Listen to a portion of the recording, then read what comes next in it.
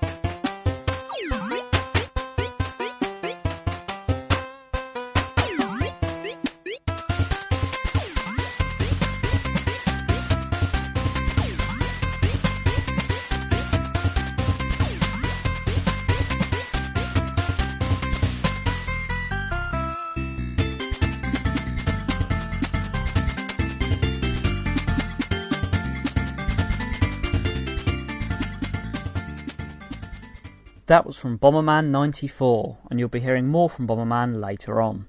But now, everyone's favourite cute shooter.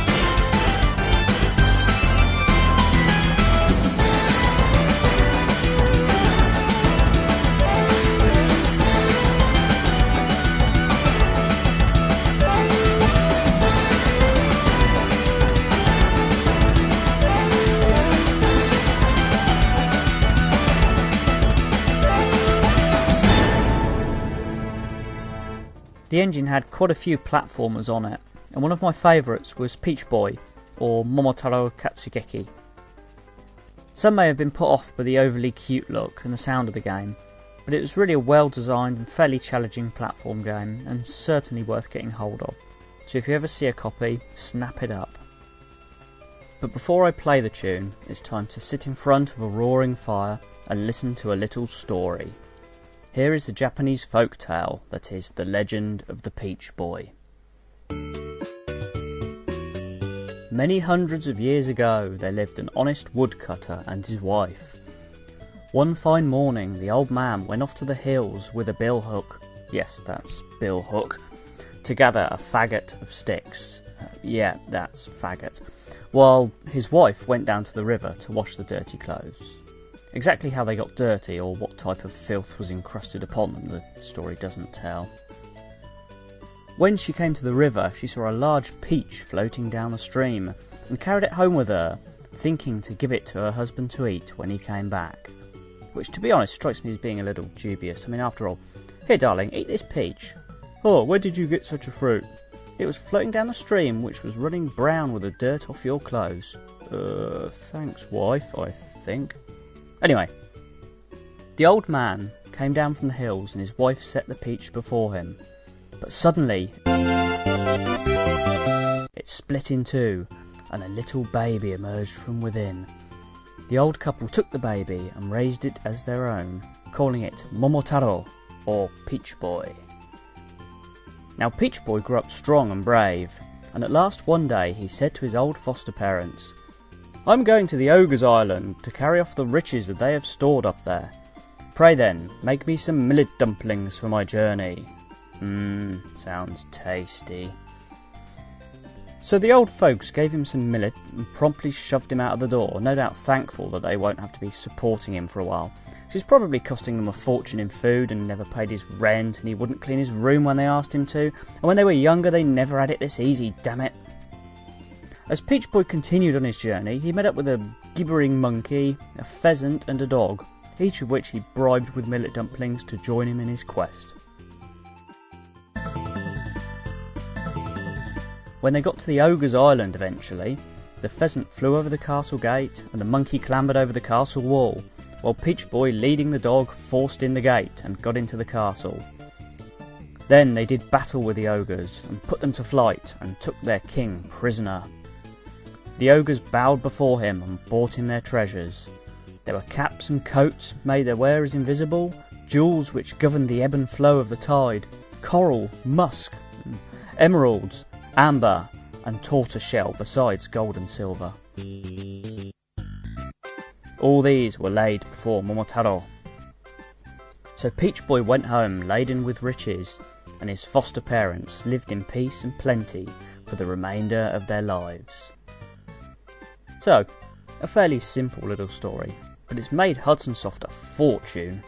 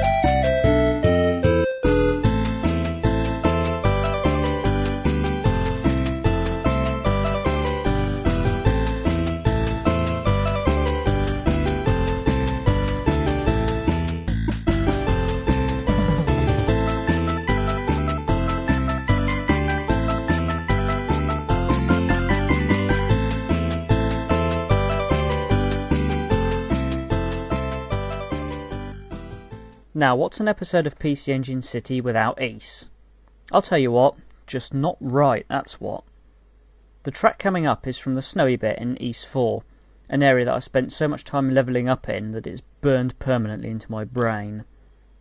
But instead of playing the CD track from the game, I've decided to play the version from the Ys 4 Perfect Collection Volume 2. Partly because it makes a change, but mostly because I like this arrangement better.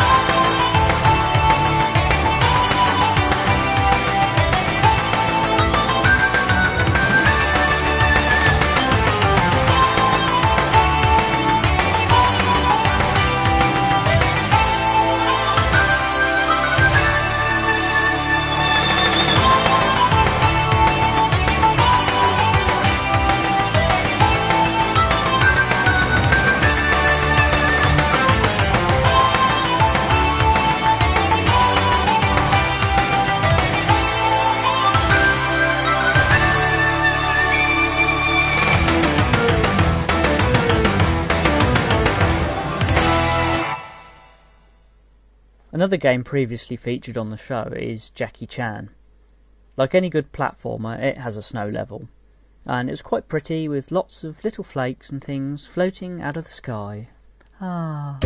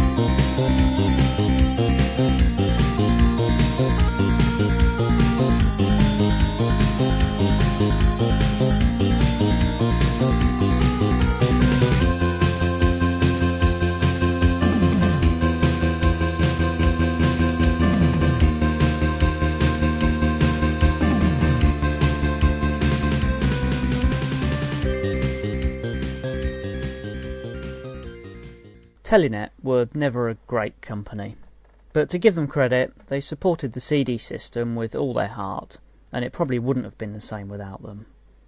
One of their better early games was the quirky racer The Legend of Deco Bocco.